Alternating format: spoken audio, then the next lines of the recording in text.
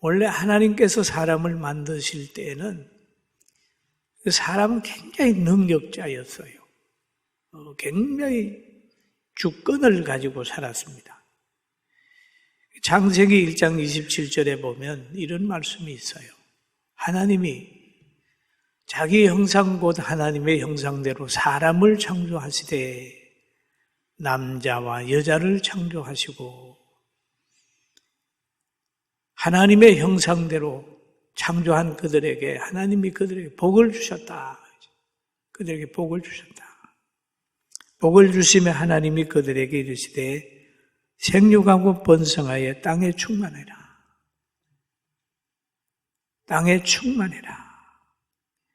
땅을 정복하라. 바다 위에 물고기와 하늘의 새와 땅에 움직이는 모든 생물을 다스리라 그랬어요. 그러면 하나님께서 자기 형상으로 사람을 만드시고 생육하고 번성하는 복을 주셨어요. 그리고 땅에 충만하라 하는 거죠. 인구가 준다는 것은 하나님의 복에서 점점점 멀어지는 거죠. 인구는 늘 늘어나야 돼요. 땅에 충만해요. 그리고 바다에 가서 수영을 할 때라도 상어가 공격을 하지 못하는 것이 사람이 저 산에 간다 할지라도 호랑이나 사자가 공격하지 못하는 게 사람입니다. 그리고 그 위치가 뭐냐 하면 모든 생물을 다스리는 위치가 됐어요. 그런데 사람이 범죄함으로 인하여 생육하고 번성하는 데도 지장을 받고 있다는 거죠. 그런데 그때에 여기에 보면 하나님이 이 근세를 회복시켜 주시려고 예수님을 보내셨어요. 그래서 예수님을 믿으면 그 근세가 회복이 되는데 성경에 이런 말씀이 있습니다. 마가복음 16장 17절에서 18절 보면 믿는 자에게는 이런 표적이 따르니 곧 그들이 내 이름으로 귀신을 쫓아내며 새 방언을 말하며 뱀을 집어 올리며 무슨 독을 마실지라도 해함을 받지 아니하며 병든 사람에게 손을 얹은즉 나으리라 하시더라. 그런데 믿는 자들에게는 그래. 예수 그리스도를 나의 구주로 믿는 자에게는 그 말. 표적이 따라온다. 여러분, 이런 병들도요, 뒤에는 병 말하고 이 악령이 조종을 합니다. 믿음을 가지고 이 악령을 다 제하시기를 이기시길 주의 이름으로 축원합니다. 그런데 오늘 예수님께서 말씀하시기를 예루살렘으로 자기가 올라가야 된다 그렇게 말씀을 하셨어요. 오늘 본문에 보면 누가복음 18장 31절에 이런 말씀이 있어요.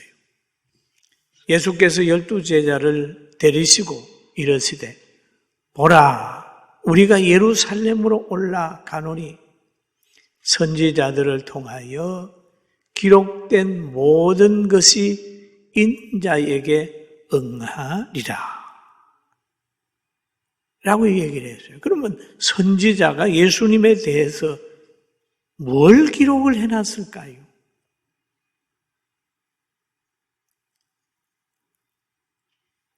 그 기록을 보면은 이사야서 53장에 그런 말이 있습니다. 그는 그랬대요. 그는 실로 우리의 질고를 지고 그는 누굽니까? 예수님이잖아요. 우리의 슬픔을 당하였거늘 우리는 생각하기를 그는 징벌을 받아 하나님께 맞으며 고난을 당한다 하였노라. 그가 찔림은 우리의 허물 때문이요 그가 상함은 우리의 죄악 때문이라. 그가 징계를 받음으로 우리가 우리는 평화를 누리고 그가 채찍에 맞음으로 우리는 나음을 받았도다. 우리는 다 양 같아서 그릇 행하여 각기 제 길로 갔거늘 여호와께서는 우리 모두의 죄악을 그에게 담당시켰었도다. 그럼 하나님의 계획이 그건데 담당할 사람이 누구냐? 예수님이세요. 그 담당하러 어디로 올라가요? 예루살렘에 올라가는 거예요. 그 올라가기 전에 제자들에게 한 말씀이 그거예요. 내가 지금 예루살렘에 올라가서 구약에 예언된 것을 성취해야 된다. 그렇게 얘기를 합니다. 바로 예수님이 죄를 위해서 제물이 되는 거예요.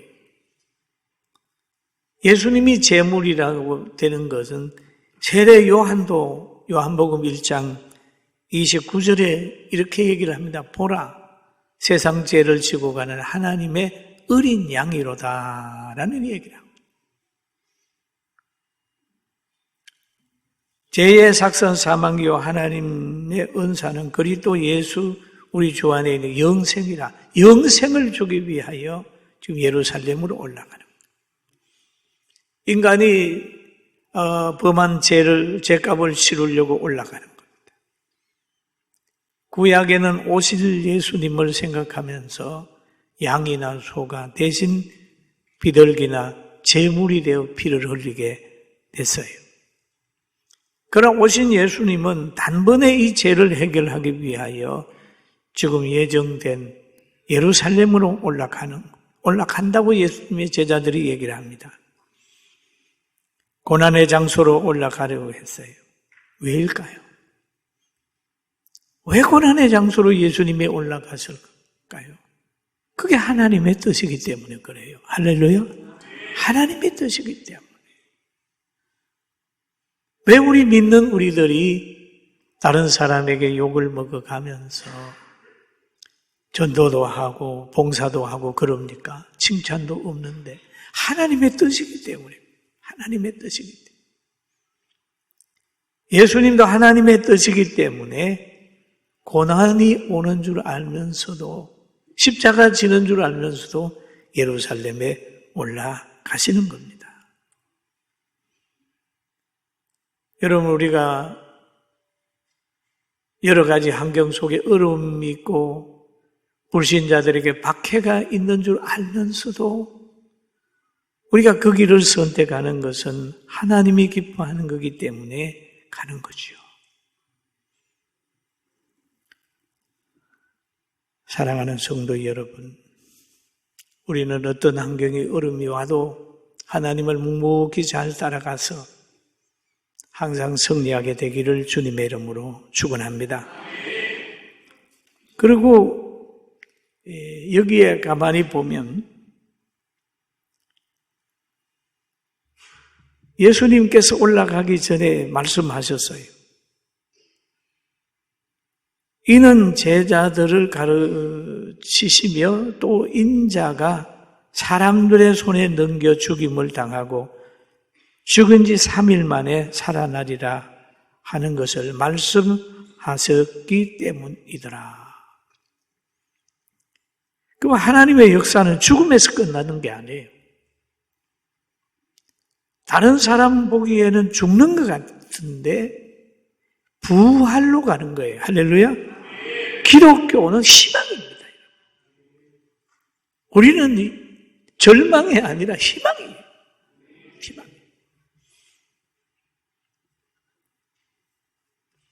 우리는 희망을 말할 수 있어요. 희망은 순종으로부터 완성이 되는 거예요. 요한복음 12장 24절에 이런 얘기를 합니다. 내가 진실로 너희에게 이르노니 한 알의 밀알이 땅에 떨어져 죽지 아니하면 한 알 그대로 있고 죽으면 많은 열매를 맺느니라. 여러분, 안 썩는 게 희망이 아니고 썩는 게 희망이다.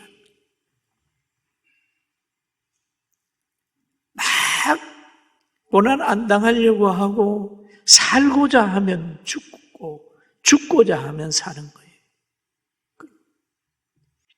신앙생활 하면서 죽고자 하는 자세로 하게 되면 그때부터는 자유함이 있습니다. 모든 사람에게 외면을 당해도 주님 따라간다고 하는 믿음을 가지게 되면 환경에 대한 자유함이 있습니다. 그리고 하나님께서는 믿는 사람에게 무엇을 요구하냐 하면 장성한 분량까지 자라가기를 원합니다. 바울 사도가 에베소 교회에다가 한 말인데 우리가 다 하나님의 아들을 믿는 것과 아는 일에 하나가 되어 온전한 사람을 이루어 그리스도의 장성한 분량이 충만한 데까지 이르리니 여러분 장성한 분량까지 성장하게 되기를 주의 이름으로 축원합니다. 그럼 이 장성한 분량으로 성장했던 사람이 누구냐? 모세라는 거예요. 모세가 애굽 왕궁에 들어와 가지고 공주의 아들이라고 하는 그 위치에서 늘 칭찬받으면서 편안하게 살았습니다. 그러나 그가 장성한 후에 모세가 뭘 선택했는지 성경은 얘기하고 있습니다. 히브리서 11장 24절에 보면 믿음으로 모세는 장성하여 바로의 공주의 아들이라 칭함받기를 거절하고 도리어 하나님의 백성과 함께 고난받기를 잠시 죄악의 낙을 누리는 것보다 더 좋아하고 그리스도를 위하여 받는 수모를 애굽의 모든 보화보다 더 큰 재물로 여겼으니 이는 상 주심을 바라봄이라. 할렐루야. 상 주심을 바라봅니다. 왕궁에서 애굽을 좌지우지하는 그런 위치보다는 차라리 하나님의 백성과 함께 멸시천대 받으면서 고난당하는 그 길을 선택을 했다는 거예요. 왜? 영원한 천국의 상주심을 바라봤기 때문입니다. 사랑하는 성도 여러분, 우리도 이 세상에서 잠시 낙을 누리는 것보다 하나님을 믿는 믿음을 가지고 끝까지 인내하면서 갑시다. 할렐루야. 그래서 예수님 만난 바울 사도도 보면은 그 환경 속에 잘 선택을 했어요. 빌립보서 3장 7절에서 보면 그러지. 무엇이든지 내게 유익하던 것을 내가 그리스도를 위하여 다 해로 여길 뿐더러 또한 모든 것을 해로 여김은 내 주 그리스도 예수를 아는 지식이 가장 고상하기 때문이다. 가치관의 변화가 와버렸어요. 예수 만난 후에 가치관의 변화가 와요. 여러분 예수님 만나고 나면 변하잖아요. 친구가 변하잖아요. 음식이 변하잖아요. 놀이 문화가 변하잖아요. 그리고 언어도 변하잖아요. 노래도 변하잖아요. 바울 사도도 그렇게 바뀌었어요. 과거에 좋아하던 그것을 예수 믿고 난 후에 배설물로 여기는 거예요.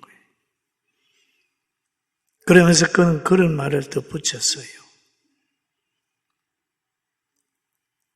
내가 그를 위하여 모든 것을 잃어버리고 배설물로 여김은 그리스도를 얻고 그 안에서 발견되려 하려 함이니 내가 가진 의는 율법에서 난 것이 아니요 오직 그리스도를 믿음으로 말미암은 것이니 곧 믿음으로 하나님께로부터 난 의라.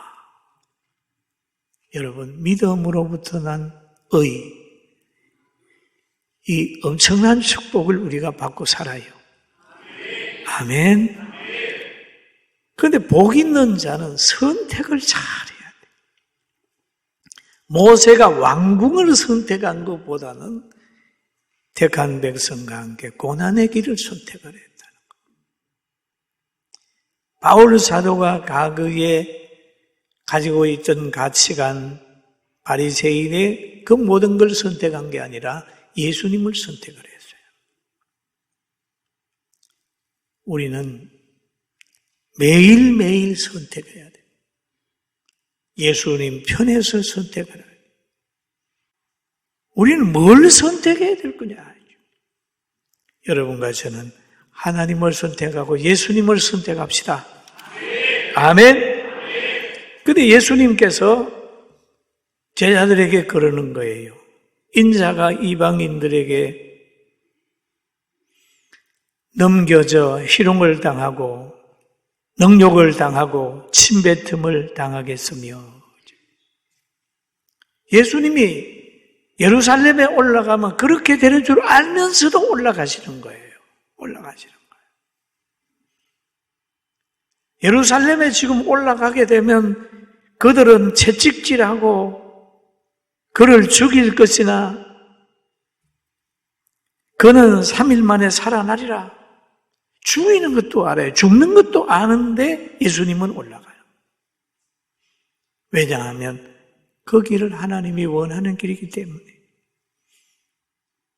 승리의 장소는, 최고의 승리의 장소는 십자가거든요. 순종의 장소니까. 최고 승리의 장소는 불못불이었어요. 최고의 승리의 장소는 다니엘의 사자굴이었습니다.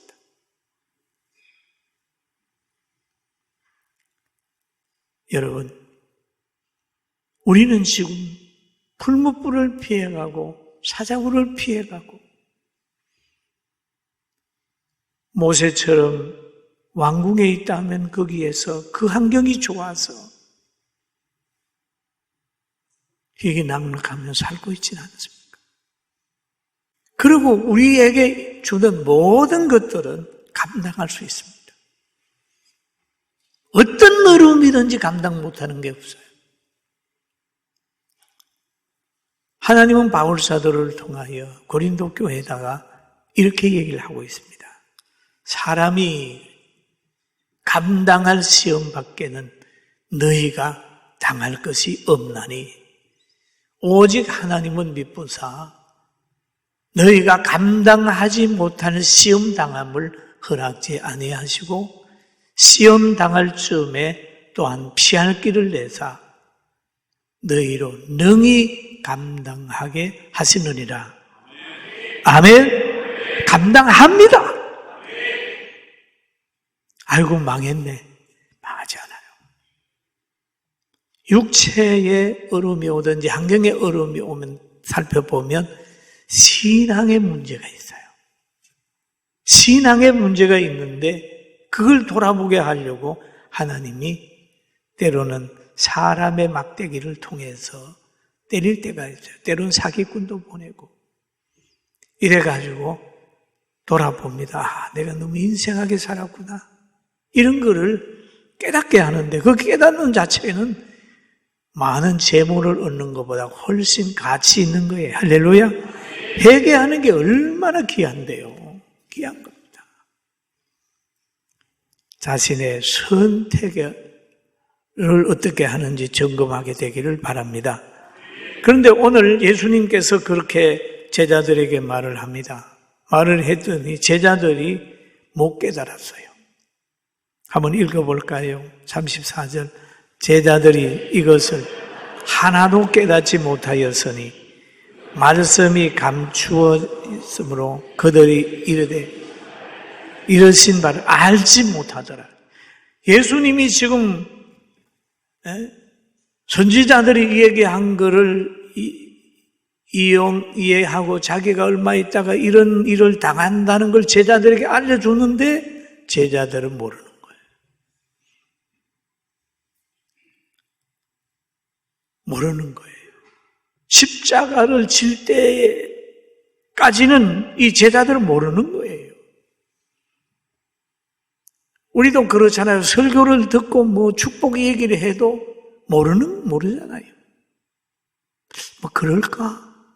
저게 무슨 말이지? 천국 뭐 있을까? 왜냐하면 덮여져 있기 때문에 모르는 거예요. 제자들도 지금 여기 보니까 말씀이 감추어서므로 그들이 그 이르신 바를 알지 못했다. 여러분, 우리에게 감춰진 것이 있지요. 예수님의 재림하는 날이 감춰졌어요. 그리고 인간의 종말도 감춰졌습니다. 재림하는 날이 감춰지는 것은 이렇게 얘기하죠. 예수님이 부활하셔가지고 제자들과 함께 있을 때에 예수님께 여쭤봅니다. 주께서 이스라엘 나라를 회복하심이 이때니까 하니 이르시되 때와 시기는 아버지께서 자기의 권한에 두셨으니 너희가 알 바 아니요. 오직 성령이 너희에게 임하시면 너희가 권능을 받고 예루살렘과 온 유대와 사마리아와 땅끝까지 이르러 내 증인이 되리라 라는 말씀을 하셨어요. 그것만 숨겨졌나요? 여러분의 종말도 숨겨졌습니다. 여러분이 세상을 떠나는 날도 숨겨졌어요. 언제 올지 모릅니다. 자기가 언제 갈지 모른다. 그러므로 우리는 하나님이 말씀하신 것을 그대로 믿어야 돼요. 할렐루야. 예수님이 부활 얘기하면 살아난다 그러면 제자들은 아멘! 믿으면 되는 거예요. 이해하려고 하면 이해가 안 돼. 연구해도 깨달을 수 없는 겁니다. 여러분, 천국을 믿습니까? 믿습니까? 주님이 있다 그러면 있는 거예요. 저는 계시록 22장 1절에서 5절을 감격한 마음으로 읽었을 때가 있습니다. 그가 수정 같은 맑은 생명수 강을 내게 보이니 하나님과 및 어린 양의 보좌로부터 나와서 길 가운데로 흐르더라. 강자 위에 생명나무가 있어 12가지 열매를 맺되 날마다 그 열매를 맺고 그 나무 잎사귀들은 만국을 치유하기 위하여 있더라. 저주가 없으면 하나님과 그 어린 양의 보좌가 그 가운데 있으리니 그의 종들이 그를 섬기며 그 얼굴을 볼 터이요 그의 이름도 그의 이마에 있으리라. 다시 밤이 없겠고 등불과 햇불이 쓸데없으니 이는 주 하나님이 그들에게 비추심이라. 그들이 세세토록 왕노릇하리로다. 아멘. 여러분, 제자들도 예수님이 올라가가지고 그런 환경이 된다라고 얘기를 했을 때 그 환경이 오기까지 제자들은 못 깨달았어요. 또 다시 한번 예를 들어 얘기하면 우리가 천국의 얘기를 한다 할지라도 못 깨닫고 있다가 그 환경이 여러분 딱 오면 천국이 있구나. 임종하는 사람들은 대체적으로 느끼더라고요. 어떤 사람은 두려워하고 어떤 사람은 즐거워하고 환하게 웃고 떠나는 모습이 있습니다. 그날이 오기 전에 우리는 그걸 깨닫고 신앙생활 즐겁게 하게 되길 주의 이름으로 축원합니다.